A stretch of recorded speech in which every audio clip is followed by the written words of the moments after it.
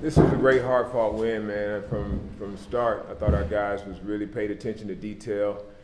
This is a really good team that we played tonight. Buffalo is I don't think there's any team that we've scouted so far this year that presented as much of a challenge for us because they have a number of guards that can shoot the three, they can play off the bounce, they share the ball with each other.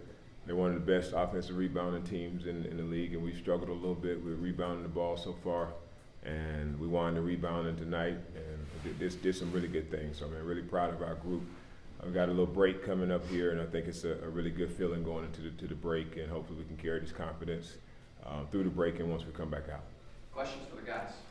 Clevon, to have, I guess maybe a subpar night the other night, score 58. You guys put up 90 tonight. What do you think this says about the team's bounce back, I guess? Just sticking to what we do. Just getting the shots that we want, staying with it. Saben, the game changed when you went in the first half. What did you feel that you did to engineer that? I mean, just when I go in, I try to impact the game any way I can. It's defense, but I really wanted to get in the ball defensively and try and cause havoc with the point guards. So I feel like, it starts with defense, so that's what I did. Saben, Buffalo kind of plays more up-tempo. Do you think that's more your style, getting out on the break and being able to kind of play at that speed? Yeah, definitely. I feel like I like to play up pace and up tempo, get in transition. So yeah, I like playing today. Breaking the press is in the second half. You guys turned it over the first time, but after that, no turnovers on the press break. How do you think kind of that first possession shaped the rest of the half? People kind of just got composed after and realized what we needed to do, and just made the adjustments that coach wanted us to do. Saben, coach has talked about you could lead the league in assists. When he told you that, what was your reaction? Did you think that was something you could do? Yeah, I definitely think that's something I can do. I know Coach Stack not going to tell me nothing that he doesn't believe himself or believes that he can do it, that I can do myself. So it was just a yes sir, and just kept it moving. We've asked you before about doing different roles. You played the one, you played the two. You've done this under two different coaches. Do you think you're more well-rounded now after 3 years playing different roles? I think so. Just seeing both positions, you get to try them out. For 3 years, so yeah, definitely. Saben, I know the guards probably didn't have the games they wanted to the last time out. What were the discussion points? What do you guys feel that you did better tonight? Can you say that again? Sorry. Just the guard play when you guys lost a couple nights ago probably wasn't up to what you guys, the level you used to play. What did you guys do differently? I feel like last game we just weren't really being who we were. Coach Stackhouse, we were in film and he told us what we needed to do and get back to our principles. So I feel like just coming out today and just making sure that we did those things, we applied those things. Saben, defense is focusing a lot on Aaron. How much does that open your game up a little bit? It opens up everyone's game. Aaron, the way he's been playing, he helps us offensively a lot just with his presence. So he helps everyone on this team get their open looks. Clevon, coach mentioned how good of a rebounding team that is. You had a career high in rebounds tonight. Is that something that you focused on coming in? Was it a discussion point before the game? It's really the focus of the team, only limited to one shot. Any more for the guys? All right, thank you. Good job, man.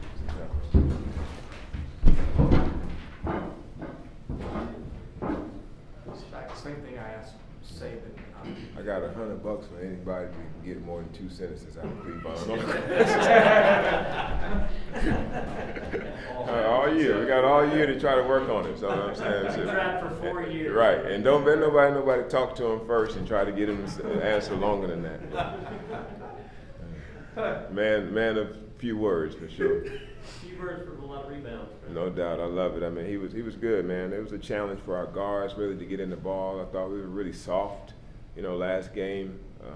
It put so much pressure on our bigs when we're not, applying pressure, and because they are the head of the snake, so to speak. They have to really bring the, set the tone. And I thought Scotty and Saben both really set the tone on the ball, and we were good throughout the night. But rebounding the ball was key. I mean, just to be with this team. Looking at the numbers, I think they was probably like second in the country with offensive rebounds. All those guys, they put it up, and they all try to go and get it. And I thought from our guards to our bigs all did a good job of controlling that, and to see us +1 on that's a huge step for where we need to go. Saben talked about on-ball defense. You mentioned that a minute ago. What else did he do to give you guys a spark when he came in? He played the game. He played the game within how we want to play. He shared the ball. He took what was given to him. When the help comes, you make a play to somebody else. If they don't stop him, go to the basket. He's one of the best penetrators in the country in my mind, getting downhill with his ability to, again, create for others. If no one's there, I want him to go finish. If the help comes, I want him to make sprays. I really believe he's a guy that could probably lead this league in assists if he had that mindset of moving the ball. And I told him, it's just like, man, you can't get caught up in, and it's hard. It's hard for these guys to get out of the disease of me. It's just a natural tendency. We all have it. We want to be able to perform well and do well. But for him, it could be nights where he could have a huge assist number and may not have a huge scoring night. He scored well tonight, had 25 points. But I told him my example was, hey, if you have a big scoring night and you have no points, and then eventually you're gonna pop and you probably have 40, you still averaging 20. So you know what I'm saying. So it's just that's how you have to look at it. Just let the game come to you, and as the season go on, the numbers and everything will balance out. But the most important number is we're winning games, and that's when you're really gonna get the accolades. The more that we win, the more praise will get thrust on our whole team. So that has to be our mindset night in and night out. When you're trying to teach guys lessons like that, to be unselfish and those sort of things, do you use examples of yourself or former players or anything like that? Yeah, absolutely. I tell them, I was them. I was a guy that wanted to go do it myself until I learned how to trust my teammates. It was, again, early on in my career. Yeah, I put up big numbers. Winning percentage was down. And then I learned to trust my teammates a little bit more. Winning percentage went way up. I wasn't averaging 30 anymore. I was averaging 23, but it was more wins. So I think that's just, my experience has helped me put real life situations to these guys, and I think their eyes and ears are open, and it's a positive thing for us. But it's about the work and again, trusting what we're doing, trusting your teammates, and these guys really pull for each other. You start that. This is again, like I said, this is a big win. We'll look back at this at the end of the year and be really proud, because I think that's a tournament team that's going to cause some guys a lot of problems. I always wondered how you teach free throw shooting. Guys were shooting 62% or 83%, I think, tonight. Don't jinx us, Adam. Don't jinx us, please. But we've been focused on it. We really have taken some time, and we get up our shots, get up our threes. We normally do 100 threes, all of our guys from 5 spots, and now we make sure we get 50 free throws, and our conditioning is based on them. We line up at the end of the game, at the end of practice. Each one of them shoot 2 free throws, and how many ever they miss is how many sprints we got. So it's like, I like to tell them, you control your own destiny, and that's the way it is in the game. We control our own destiny. If we're able to go up to the line, because the worst ones is the missing those front ends and 1-and-1s. You know what I'm saying? Those opportunities to put a couple points on the board and we get nothing out of it. But I thought we stepped up. We focused, concentrated, and knocked them down tonight. Hopefully that's the start of things to come. Jerry, I'm sorry to ask already, but the 21-4 run that your team used to close out the first half, how did your team create that separation? How did they shut down Buffalo in that? Well, I think we've had our stick hands. Stick hands is that's the term that we use to having a hand up. Guys are too good to just guard them closely, but we try to focus on making sure that we got a hand up so to deter them from shooting the ball. These are guys that you could be on them and they have the ability to still, step up and knock down shots. But I thought because we had good stick hands, we contested them hard. We, even when we made some mistakes and they got a little bit of a daylight, we rushed out of the paint to try to make it tough on them, and we deterred the shots. And when that did happen, we rebounded the ball and we got easy opportunities ourselves. We really put a lot of pace into the game by getting in transition, setting our drag screens, and allowing Saben, allowing Scotty to get into the paint. And from there, they were able to score or find one of their open teammates. So that's how we were able to get away. And but I was I know that this team was very capable of coming back. Normally when it's a game of ebb and flows, they weren't able to really put together a sustained run in the second half.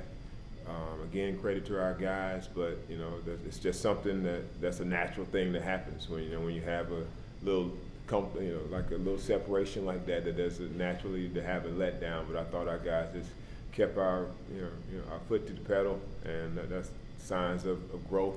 And hopefully we continue to have that type of growth. That was not a spot in the first half where Isaiah Rice usually plays. What was the thinking behind that? Well, we had a little foul trouble there with Scotty. I rode him for a couple minutes, and then I just felt like we just needed to get. Max had two as well. So, but Isaiah came in, and it was big. I mean, he had an open shot, stepped up and knocked it down. I never really worried about him defensively. He's probably pound for pound, probably the strongest guy on the team. So, defensively, he does everything. He knows it. He's really smart. I mean, he's almost a coach in practice. He shows me things on the board, because he's on the scout team. Like, this is a little bit tougher for us to guard this way. So, I can see him being a future coach going forward. Him and John Jostle both. But I think but for him to come in and spell a few minutes, just to know that we trust him, because we can need him. One of those guys, something happened, God forbid, tweak an ankle or something. He's a guy that we got to rely on to be a ball handler for us. So it was good to get him some minutes early in the game. Coach, they were kind of face guarding Aaron for most of the first half. You got him sprung open on a 3 out of timeout pretty late there. What does that do for you guys going into the locker room, and what did you draw up there? Yeah, that was big. I mean, I thought it was just one of our, honestly one of our late game plays that, where we got it across just to try to get him some confidence going into, because they were all on him, and he did a good job of accepting it and being a screener. And when they're guarding him that tightly, not allowing him to get off, if he can commit to being a screener, he get other guys easy opportunities as well.